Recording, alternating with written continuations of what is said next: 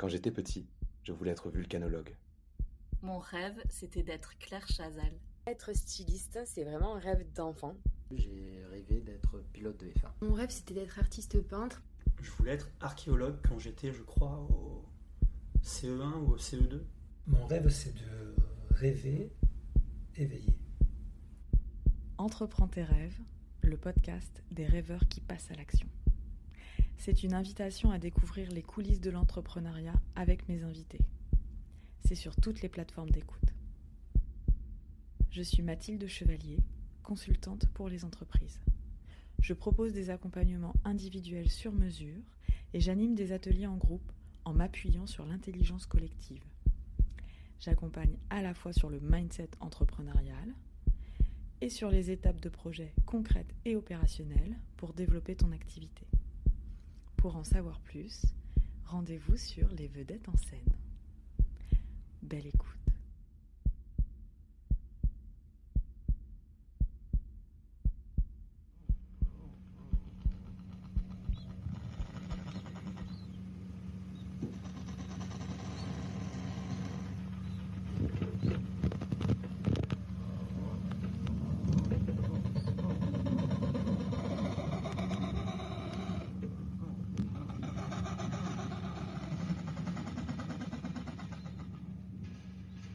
Bonjour à tous, chères auditrices et chers auditeurs. Aujourd'hui, je suis ravie et extrêmement heureuse d'accueillir Hugo Chevalier. C'est une affaire de famille aujourd'hui puisque Hugo est mon frère et on tenait à vous le préciser avant l'interview. Hugo, une question que j'avais envie de te poser pour débuter cette interview, c'est, et finalement on n'en a jamais parlé, petit, à quoi tu rêvais ? Petit, je rêvais déjà d'aventure. Quand j'étais petit, je me mettais au volant de la voiture de notre maman et je lui disais, maman, on va en Afrique. Et donc, je me souviens avoir dit ça. Je me souviens avoir dit ça sur le siège d'un tracteur, au volant de la voiture. J'ai souvent fait ça avant que maman prenne le volant. Et donc, voilà, l'aventure a toujours été le fil rouge dans ma vie. Et je suis parti à l'aventure jusqu'à réaliser plusieurs rêves qui étaient celui d'enfant, amener ma mère en Afrique. Donc l'aventure m'a amené en Afrique. Et puis après, j'ai eu un rêve qui était d'aller en Antarctique pour plusieurs raisons. Et voilà, c'est ce qui m'a amené en Antarctique. L'Antarctique, c'est après 10 ans d'Afrique, t'es resté 10 ans au chaud et t'es allé finalement en Antarctique sur une mission qui a duré 1 an. Quel a été le déclic pour toi de te dire là j'ai envie de partir en Antarctique ? Il y a plusieurs choses. Il y a déjà petit le goût de l'aventure. Il y a dans l'Antarctique le fait de répondre à une mission scientifique, puisque c'est un territoire qui est dédié à la recherche scientifique. C'est un territoire qui est revendiqué. Il y a un territoire qui est revendiqué par la France, la Terre Adélie. Donc il y a une mission de devoir aussi par rapport à notre pays. Donc la construction de l'envie de partir en Antarctique, ça a été de réaliser une mission d'utilité collective, donc la recherche scientifique, la présence de la France sur ce continent, qui a un grand rôle dans sa préservation, dans les chartes internationales qui ont été signées et souvent même initiées par la France. Donc il y avait ce sens du devoir, scientifique, c'est vraiment ça qui m'a animé, qui s'est construit au fur et à mesure, on va dire en opposition à l'aventure précédente qui est en Côte d'Ivoire, où j'ai eu la carrière d'un ingénieur expatrié pour des entreprises on va dire plutôt capitaliste, néolibéral, colonial, etc. Et donc où l'utilité, le sens du bien commun était relativement absent et qui avait des missions de profit, de carrière, etc. Et donc vraiment c'est aussi cette opposition. J'ai voulu quitter cet endroit où je n'étais pas à ma place cet endroit même auquel je veux m'opposer parce que j'ai découvert tout son côté obscur, évidemment, d'exploitation sans limite de toutes sortes de ressources humaines, matérielles, de sol, environnementales, etc., pour aller me tourner vers quelque chose de plus moral, de plus éthique à mon sens, qui a du sens. Tu dirais qu'il y a une forme de colonialisme qui est encore hyper présente en Côte d'Ivoire, en tout cas dans ce que tu as, toi, pu observer? Ah bah, complètement. La Côte d'Ivoire, c'est encore sous le joug de la France, sous le joug de l'Union européenne. On peut donner comme élément intangible le fait qu'ils aient toujours pas leur propre monnaie, qu'ils aient le franc CFA, qui est une monnaie complètement indexée à l'euro. Voilà, c'est juste l'exemple monétaire, mais il y a plein d'exemples. Moi, j'ai travaillé pour des boîtes où les patrons, c'est toujours été des Occidentaux, des milliardaires, avec sous leur joug des expatriés vénaux, égocentriques, manquant d'empathie, etc., misogynes, etc. Donc tout ça me gênait, même s'il y avait aussi des choses plutôt positives dans la création économique, etc. Mais bon, ça n'a pas compensé à mon sens éthique, et donc j'ai préféré m'en aller de cette position, de cette collaboration mauvaise, et pour faire quelque chose qui a du sens. Voire m'y opposer, mais c'est pas ce que j'ai fait en Antarctique. Durant ton parcours en Côte d'Ivoire, tu as évoqué que tu avais un profil d'ingénieur, et ma question, c'est finalement quel est le cursus de formation que tu as eu pour pouvoir prétendre à poser ta candidature en Antarctique? De quoi on aurait besoin en termes de compétences, de formation, pour prétendre à cette mission? Cette mission en Antarctique, comment ça se passe? En Antarctique, en France, on a un territoire qui est revendiqué qui s'appelle la Terre Adélie, au sud de la Tasmanie. Un territoire qui ressemble à un gros morceau de camembert, mais qui fait la taille, en tout cas en superficie, de la France quasiment. Comme ce continent est dédié à la science, la France a sur la côte, depuis les années 50, donc depuis plus de 70 ans, 75 ans même pour être précis, une station de recherche scientifique qui a, on va dire, deux rôles majeurs. Un, c'est d'assurer la présence de l'administration française sur ce territoire pour continuer de le revendiquer, et y mener de la recherche scientifique via l'Institut polaire, donc un institut qui dépend essentiellement du ministère de la Recherche via le CNRS, pour y faire de la science. C'est un milieu extrêmement hostile. Là-bas, on est sur le cercle polaire. Ça veut dire que pendant toute une période de l'année, la côte est sous les glaces, sous la banquise australe. Et donc, on ne peut pas accéder à la station, on ne peut pas accéder à la côte pendant toute une grande période, puisque la banquise, ou la glace de mer, comme on l'appelle, puisque on imagine la banquise comme un immense plan blanc, mais non, sur le bord, c'est des morceaux de glace, c'est des morceaux d'iceberg, etc. Donc c'est hostile à la navigation, que ce soit navigante ou aérienne. Et donc il y a une petite fenêtre l'été austral, donc c'est, on va dire, décembre, janvier, février, où la banquise va débattre, et on peut accéder à l'île. Donc les missions en Antarctique, c'est qu'on se rend là-bas au mois de novembre, quand la glace commence à disparaître et qu'on peut accéder là-bas. Il y a plein de monde qui vient à ce moment-là, donc novembre, décembre, janvier, février, donc 4 mois, les 4 mois d'été. Il y a un bateau, un brise-glace de la Marine nationale, le seul qu'on a en France, qui permet la logistique du personnel, des denrées alimentaires, des pièces de rechange, du matériel scientifique, du carburant, et il fait 5 allers-retours, ce bateau, pendant cette période d'été. Donc il y a plein de gens qui viennent, des scientifiques qui mettent en place leurs instruments, etc. Et fin février, le dernier bateau repart, et on reste à 24 personnes, on appelle ça en hivernage, donc sur la station du Mont d'Urville.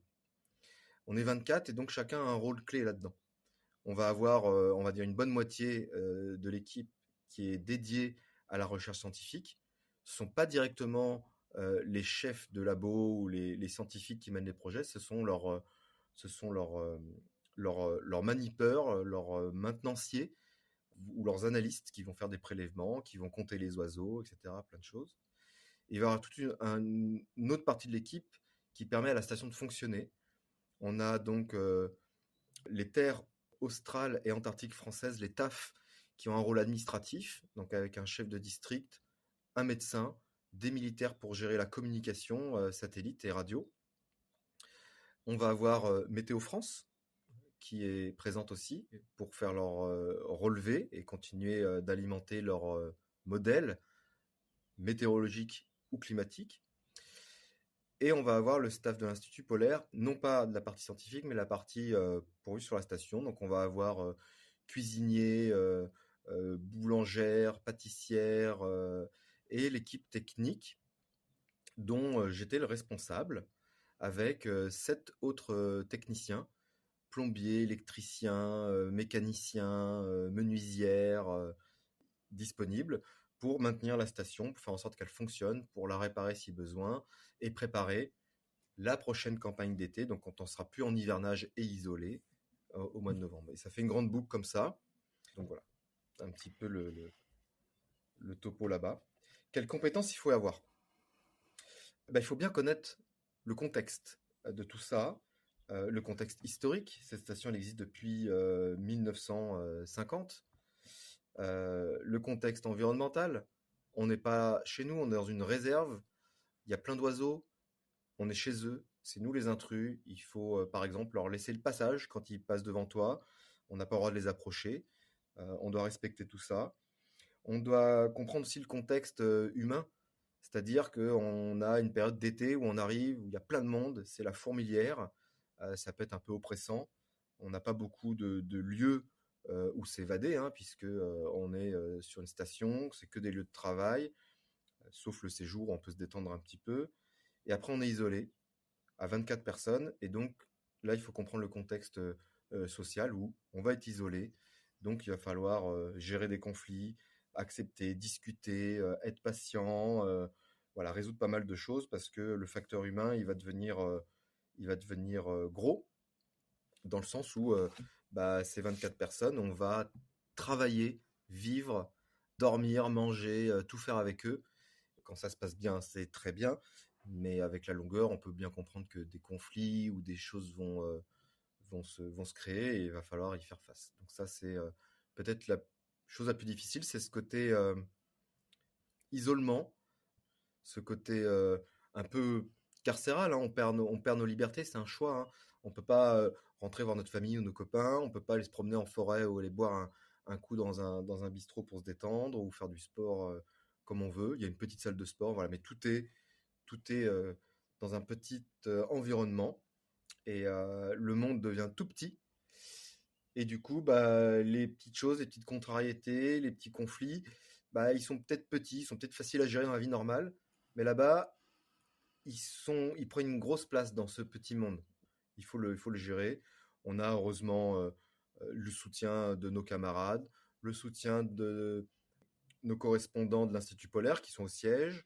On a une cellule psychologique qui est disponible, à laquelle on peut demander à discuter, à prendre des conseils. On a notre médecin qui était disponible aussi sur place. Tout ça, c'est important. Je pense que les compétences, il en faut de manière professionnelle, mais il en faut surtout de manière humaine.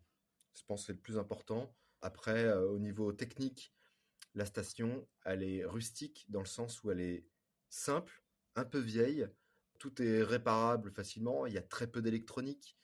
Après, il faut avoir, en tout cas pour ma part, des compétences en gestion d'équipe, en gestion de projet, en organisation, pour résoudre des problèmes techniques, toute une méthode que moi j'ai acquise par ma formation et par mon expérience en Afrique où on était un peu dans les mêmes contextes techniques ou d'isolement, des fois. Merci Hugo. Dans ce que tu racontes, évidemment, il y a plein de questions qui me viennent. Mais il y a des entretiens, quand tu passes la candidature, il y a des entretiens, et notamment des tests psychologiques. Est-ce que tu peux raconter un peu comment se passe le déroulé des entretiens? Est-ce que tu pourrais nous raconter un peu le détail de ces candidatures? Ah oui, bien sûr. Quand j'ai découvert qu'il y avait une mission et un poste qui correspondait à mes compétences, à mes envies, je me suis dit, bon, bah, c'est une chance d'être tombé sur cette page. Je vais creuser le truc, je vais candidater. Et j'ai postulé 3 fois en 4 ans. La première fois, j'ai pas été pris parce qu'ils avaient quelqu'un d'autre. La deuxième fois, j'ai terminé, on va dire, deuxième. À savoir qu'on a, d'abord, on envoie un dossier en début d'année. Ensuite, au printemps, on va être contacté pour un premier entretien. On va être contacté pour un deuxième entretien plus tard. Les sélections vont se faire. Au milieu de l'année, vers le mois de juin, on sait si on est sélectionnable. Et donc, on va passer des examens médicaux et psychologiques pour éviter tout risque pour limiter les risques psychologiques et médicaux quand on part là-bas, à savoir que dans ces examens, il y a des choses qui peuvent passer, des choses qui peuvent s'expliquer, et puis il y a des choses qui sont pas possibles. Hein. Si tu as une dentition problématique, tu partiras pas en Antarctique parce qu'une fois isolée là-bas, la médecin à la base elle est pas dentiste et donc elle va pas être là pour gérer tous les mois des problèmes de dents. Donc on part avec des dentitions nickel. Donc voilà, c'est l'exemple des dents, mais il y a plein d'autres choses médicales ou psychologiques qui sont choisies. Donc la deuxième fois où j'ai postulé, on va dire que j'ai terminé deuxième. Donc ils ont sélectionné un autre candidat pour la mission. Et comme ils le font pour tous les deuxièmes, en général, de ces candidatures, ils demandent si on accepte d'être de réserve. C'est-à-dire si la personne sélectionnée a un souci, un désistement, une démission, un renvoi jusqu'à la campagne d'été. Puisque une fois en Antarctique, pendant la campagne d'été, il y a des allers-retours qui sont possibles. Donc il peut y avoir quelqu'un qui finalement là-bas se sent pas bien, etc. Donc moi j'avais accepté d'être de réserve. Il n'y a pas eu besoin puisque celui qui a été pris est allé au bout de sa mission. Et comme j'étais de réserve, bah, j'ai repostulé directement après. Et bah, cette fois-ci, j'ai été pris. Et c'est parti comme ça. Oui, donc ce que j'entends, c'est que finalement, c'est au-delà des compétences techniques, on va dire, d'ingénieur concernant ton poste, en tout cas, c'est plus un savoir-vivre et une intelligence relationnelle qui serait presque plus importante que le reste, en tout cas qui serait décisive sur une candidature. C'est ce qu'on vérifie finalement dans les entretiens, c'est si tu es prêt à rester dans ce huis clos hivernal pendant plusieurs mois, en fait. Ouais, tout à fait. Tout à fait. On va dire que les compétences techniques, les compétences métiers, elles sont nécessaires, mais elles ne sont pas suffisantes. Et il faut des compétences, ou plutôt des... Ouais, je ne sais pas si on peut appeler ça des compétences, mais il faut être prêt à attaquer le défi, quoi, qui est difficile. On dit qu'il y fait toujours beau, c'est là que migrent les oiseaux. On dit ça de l'autre bout du monde. J'avance seule dans le brouillard, c'est décidé, ça y est, je pars, je m'en vais à l'autre bout du monde. L'autre bout du monde, l'autre bout du monde. Émilie Loiseau, l'autre bout du monde. La deuxième question que j'avais envie de te poser, c'est par rapport à la préparation du voyage, puisque tu disais que seulement 5 allers-retours étaient possibles durant l'année par le bateau qui affrète à la station. Du coup, tu as eu une contrainte de bagages, j'imagine. Qu'est-ce que tu as pris dans tes affaires? Qu'est-ce qui était important pour toi d'avoir dans tes affaires pour ce long voyage? Plutôt des bouquins? Est-ce qu'il y a des restrictions particulières pour le voyage? Pour prendre ses effets personnels, on nous envoie, à partir du moment où on est sélectionné, ou du moins sélectionnable, c'est-à-dire si on est pris par l'Institut Polaire, mais qui reste encore à valider des tests médicaux ou psychologiques, à partir de ce moment-là, on nous envoie un guide. C'est un document qui est fait par l'Institut Polaire, qui explique un petit peu comment vont se passer les choses là-bas, quel est le cadre, et des recommandations d'affaires à prendre. On a aussi le contact du prédécesseur, qui est donc en mission là-bas, en plein milieu de l'hiver, puisque c'est en mois de juin-juillet qu'on apprend tout ça. Et donc lui, il peut aussi donner des conseils sur les affaires, les trucs à prendre là-bas. Donc ça, c'est tous les conseils qu'on a. En plus des conseils qu'on peut prendre personnellement, hein, les lectures, les vidéos, les articles sur Internet, les contacts qu'on peut glaner par-ci, par-là sur les réseaux pro ou les contacts qu'on a pu avoir. Et ensuite, on nous dit, on va dire au mois de juillet, faut que vos affaires soient prêtes à partir pour le 20 juillet si vous voulez les recevoir au début de la campagne d'été, donc en novembre ou décembre. À savoir que si tu loupes ce délai, et donc que tu envoies par exemple tes effets en septembre, c'est-à-dire que tu vas les avoir très probablement en février, donc au moment du dernier bateau, pour commencer ton hivernage. Donc tu vas avoir plusieurs mois compliqués. Le délai est très important parce que les choses partent à l'autre bout du monde par les voies maritimes, commerciales normales, et donc tout ça prend du temps. Tout ça prend beaucoup de temps. Les limites, c'est qu'on nous autorise à prendre 3 cantines, 3 malles d'environ chacune 40 kilos, qu'on peut remplir un peu comme on veut. Normalement, il n'y a pas à prendre de nourriture ou d'alcool, ou je crois qu'il y a des limites, par exemple. Enfin, peu importe, moi j'ai très peu pris d'alcool ou de nourriture. Et après, on remplit avec nos effets. Moi, je les ai remplis avec... j'ai fait une malle avec que des choses pour ma chambre. Moi, je sais que je suis un peu solitaire et que le seul endroit où je vais pouvoir me retrouver un peu seul là-bas, c'est dans ma chambre. Donc, j'ai pris de la déco, j'ai pris mon oreiller, j'ai pris des cadres, j'ai pris des photos, j'ai pris des guirlandes lumineuses, j'ai pris des pagnes africains pour faire mes rideaux. J'ai pris plein de choses comme ça. J'ai pris des livres, j'en ai pris une 40aine. Non pas que j'avais l'ambition d'en lire 40, mais au moins j'avais le choix de lire ce que je voulais. Même si là-bas il y a aussi plein d'autres livres, donc j'ai pris pas mal de livres. Moi j'adore le bon café, donc je m'étais acheté 10 kilos de café. Voilà, j'avais calculé qu'il m'en fallait 40 grammes par jour, donc à peu près 10 kilos sur l'année, ça devrait être bon. J'avais pris, on m'avait dit, il faut prendre de quoi prendre l'apéro, donc j'avais pris quelques conserves, où j'en pouvais en ouvrir une toutes les 2 semaines pour payer aux copains là-bas. J'avais pris quelques fringues. Et puis voilà, je crois que j'ai fait un peu le tour de ce que j'avais pris dans ces cantines. Et dans mon sac, de quoi écrire, de quoi faire mon café, de quoi m'occuper. Du café et des livres, c'est ce que je retiens de ton sac, Ouais, c'est avec ça. les 40 grammes très précis. Et le livre qui t'a marqué pendant ton hivernage?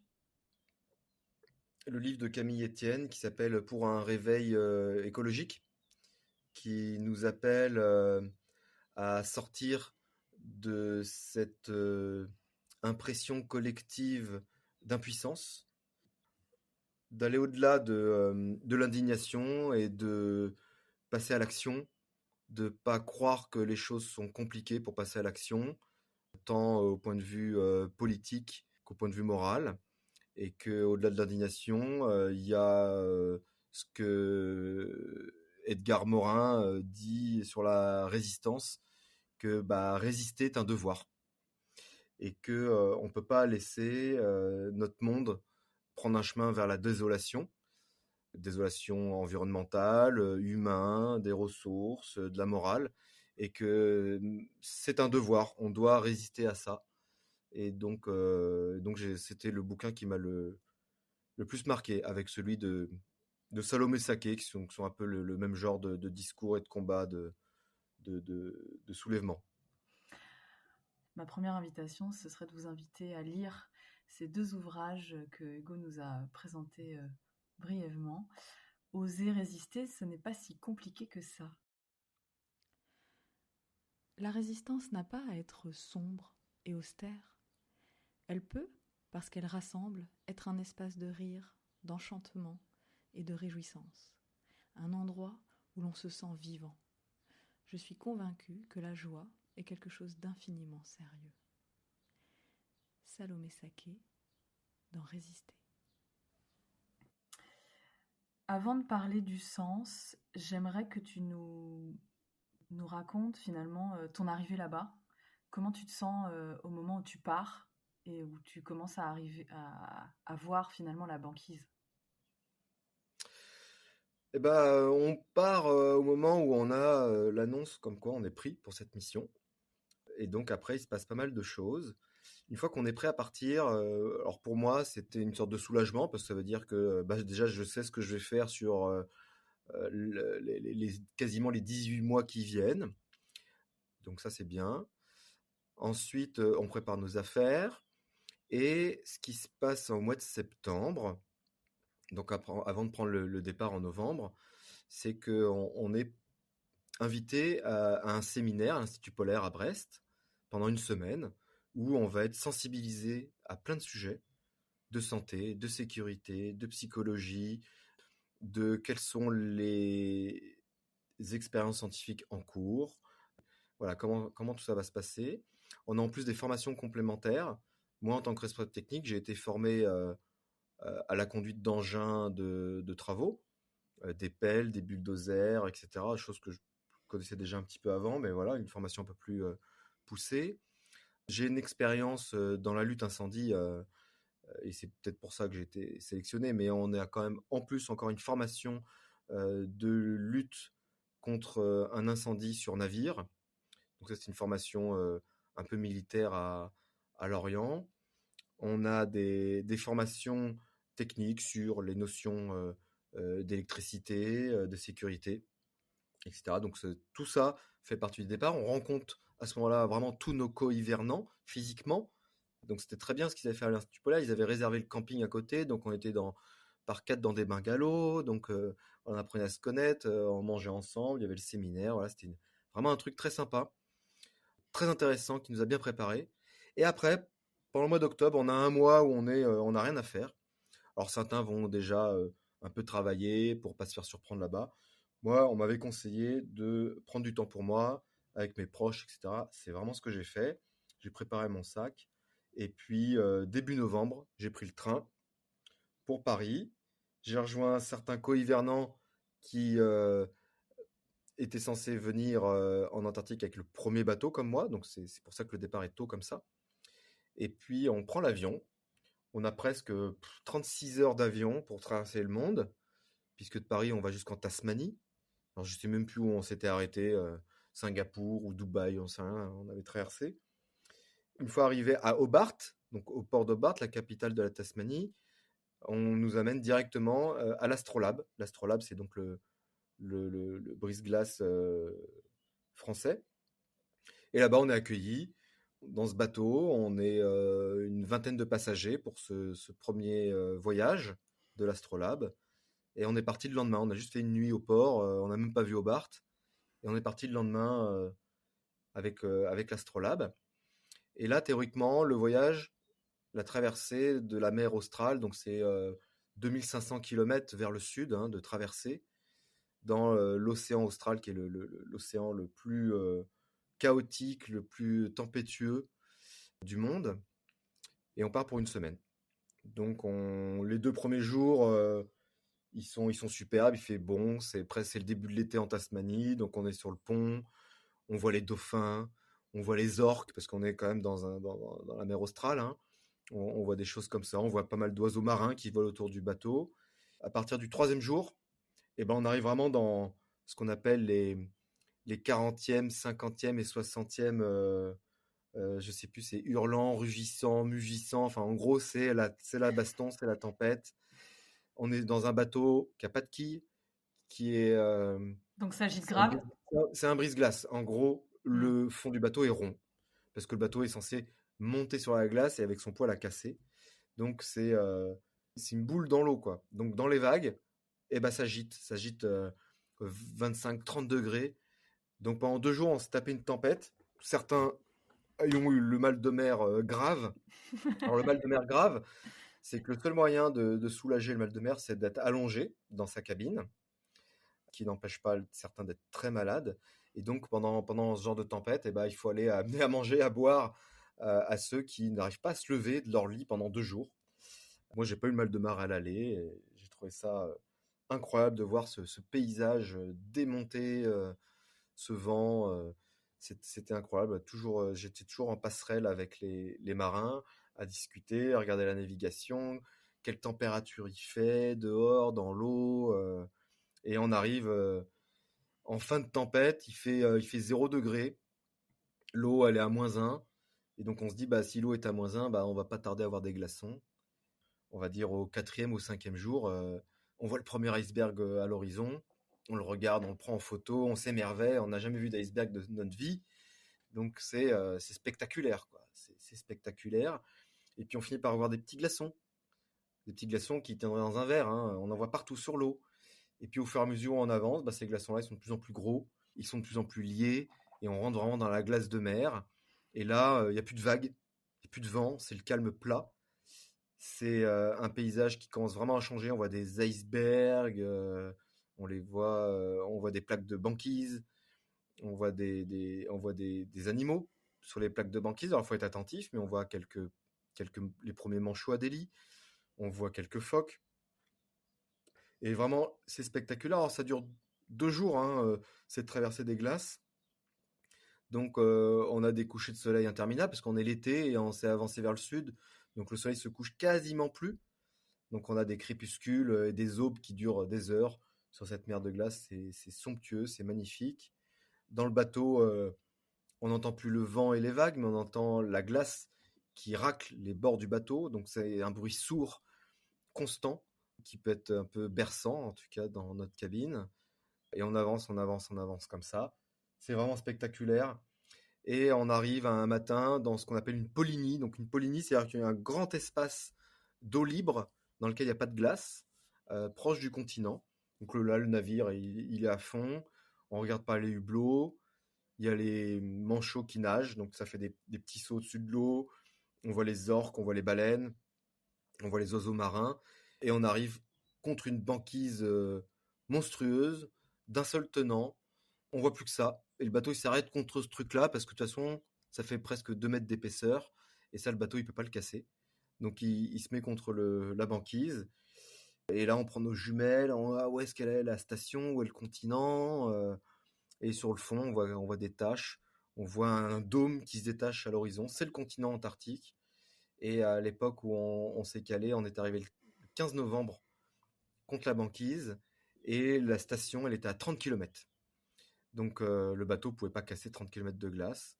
Donc on a patienté toute la journée pour que les hélicoptères soient sortis, mis en fonction, commencent à débarquer certaines choses critiques comme le gaz qui est sur le quai du bateau. On ne peut pas prendre le risque de transporter des gens, qu'il y ait un accident. Non, donc il y a pas mal de choses à évacuer. On attend. On voit les manchots qui sont dans l'eau, qui montent sur la banquise. On avait des baleines, des rorquals qui étaient là autour, parce que le bateau brasse du plancton, donc de la nourriture, donc il y a pas mal d'animaux qui se mettent autour. Le soir, alors je dis le soir, faut pas imaginer qu'il fasse bientôt nuit, parce que là il fait quasiment tout le temps jour. On prend l'hélicoptère et puis on parcourt en 10 minutes ces 30 km de banquise, dans lesquels sont parsemés alors du haut de l'hélicoptère, des petits icebergs qui sont en fait très gros, et puis on atterrit sur la base complètement enneigée. On est les premiers hivernants arrivés, on est accueillis par les anciens. Voilà, c'est très spectaculaire, ces choses-là. Ouais. Souvent, j'entends des « donnez-nous envie », parce que l'écologie ne parviendrait pas suffisamment à séduire, à être désirable. On ne fait pas assez rêver, en somme, avec nos histoires de fin du monde et de ralentissement. Dans quel récit de société sommes-nous embourbés pour que la seule issue qui permette la vie ne soit pas désirable? C'est pourtant une terre inhabitable qui nous attend. Et il faudrait que nous rendions désirable le fait d'y échapper. Cela témoigne de la folie dans laquelle nous sommes maintenus. Il faudrait en somme rendre désirable le fait de vivre. Pour un soulèvement écologique, dépasser notre impuissance collective, de Camille Etienne. Ce que j'entends quand tu évoques cette préparation au voyage et ce premier départ, c'est que finalement l'équipe de l'Institut Polaire prend soin de vous préparer à vivre ensemble pendant quasiment un an en huis clos, avec cet espace du camping où vous commencez à vous retrouver. Tu vois, comme si finalement l'entonnoir de l'isolement se faisait petit à petit en prenant soin de vous faire rencontrer avant. Et j'ai entendu cette étape avec les bungalows où finalement vous vous rencontrez.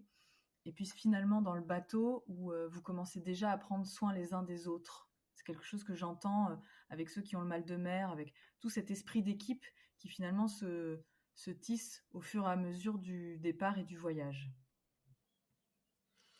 Oui, tout à fait. Il y a quelque chose de progressif dans la construction du groupe, dans la construction de l'équipe, qui commence au séminaire, et puis qui se continue évidemment dans le bateau. Alors dans le bateau, il n'y a pas tous les hivernants avec nous, hein. Il n'y a que les premiers qui arrivent. Par exemple, notre médecin, notre menuisière, ils sont arrivés dans les bateaux d'après, donc ceux du mois de décembre. Mais parmi ceux qui sont déjà là, oui, on prend déjà soin, c'est très important. Le défi, il est humain, on a tous conscience de ça. Dans la sélection, on prend des gens qui sont plutôt empathiques, bienveillants, qui vont prendre soin des autres, ouais, c'est important. Donc la construction, elle commence tout de suite, ouais, progressivement. La seconde question que j'avais envie de te poser, c'est ton rapport au temps, puisque tu évoques cette traversée vers le sud et ce soleil finalement qui ne se couche presque plus. Est-ce que tu sens déjà qu'il y a pour toi un rapport au temps et à ton environnement qui bouge déjà au sein du bateau ? Oui, il y a de toute façon dans ce voyage une perte de repères. Je veux dire, déjà de traverser le monde en avion, ça te met déjà complètement à l'ouest. Tu rentres dans ce bateau, tu vois plus la terre. Enfin, le problème du temps, c'est de l'espace et du temps, hein. Donc on peut perdre pas mal de notions. Moi, j'ai toujours beaucoup écrit et pris des notes. Et dans mes notes, il y a toujours marqué, on va dire, la date, l'heure à laquelle je prends la note, le lieu où je suis, le contexte. Je pense qu'à d'avoir eu cette rigueur de prendre note, de prendre aussi le recul, d'écrire les choses, m'ont toujours permis de me raccrocher aux repères qui sont spatio-temporels. Et j'ai toujours fait attention à ça. Ça m'a peut-être aussi permis de bien me rendre compte du côté impressionnant, hors du commun de cette mission, que ce soit dans l'espace, où on est dans ces glaces, où il n'y a rien autour, on est à plus de 1000 km d'un abri, où le soleil ne parcourt pas du tout les mêmes trajectoires qu'on a l'habitude de voir sous nos latitudes, et donc plus on se rapproche du sud l'été, moins le soleil se couche, hein, donc c'est quelque chose de particulier. Mais de savoir que, ah ouais, tiens, il est minuit et qu'il fait toujours jour, c'est important de le savoir. Parce qu'en fait, si tu sais pas l'heure, il fait jour et ça change rien pour toi. Peut-être que ça pose des problèmes à certains, mais moi, j'ai toujours fait attention de bien me raccrocher à ces repères pour bien observer les choses. Et c'est ce ralentissement du monde, tellement nécessaire et beau, qui sous-entend le soulèvement et qu'il faut politiser. Incarner d'autres manières d'être au monde, d'être vivant, est éminemment politique. C'est-à-dire qu'il peut aussi être un autre projet de société. Déserter, bifurquer, ralentir, dans ce sens, c'est aussi se soulever. Camille Etienne, pour un soulèvement écologique, dépasser notre impuissance collective. Donc vous arrivez à la station, vous découvrez les hivernants qui vont, eux, partir, puisque c'est un flot d'aller-retour. Tu t'installes, est-ce que tu peux nous décrire finalement quand tu arrives dans la station et que tu découvres les lieux où tu vas rester pendant plusieurs mois ? Eh ben, j'arrive à la station et je me mets directement au travail avec mon prédécesseur. Notre première mission, c'est d'aller récupérer les pilotes d'hélicoptère et quelques bagages à l'autre bout de la station, puisque l'hélicoptère ne se gare pas là où on va dire au centre de la station, mais sur un endroit un peu plus annexe. À savoir que la station est sur une île, donc c'est assez grand. Hop, on prend le chasse-neige. On part donc vers une autre partie de l'île. Et là, le paysage, il est magnifique, puisqu'en fait, derrière l'île, on a le glacier qui s'appelle le glacier de l'Astrolabe. Donc un glacier polaire, c'est-à-dire que la glace vient du continent et forme une énorme langue. Alors la langue, elle fait la superficie du glacier, c'est grand comme... alors si on est montagnard, on dit que c'est grand comme le massif du Mont Blanc. Et si on est breton, on dit que c'est aussi grand que le golfe du Morbihan. Donc c'est colossal. Les falaises, elles font 20-30 mètres de haut. C'était magnifique. Et cette image-là, je l'ai en photo, je l'ai dans ma tête. J'ai trouvé ça incroyable de voir ces falaises et où je découvrirai ensuite dans le temps qu'elles ne sont pas fixes. Quand on peut voir des falaises de roches, c'est que c'est les falaises du glacier. Le glacier, il avance. Et donc, pendant la saison, les falaises, elles ont changé. Voilà, c'était magnifique.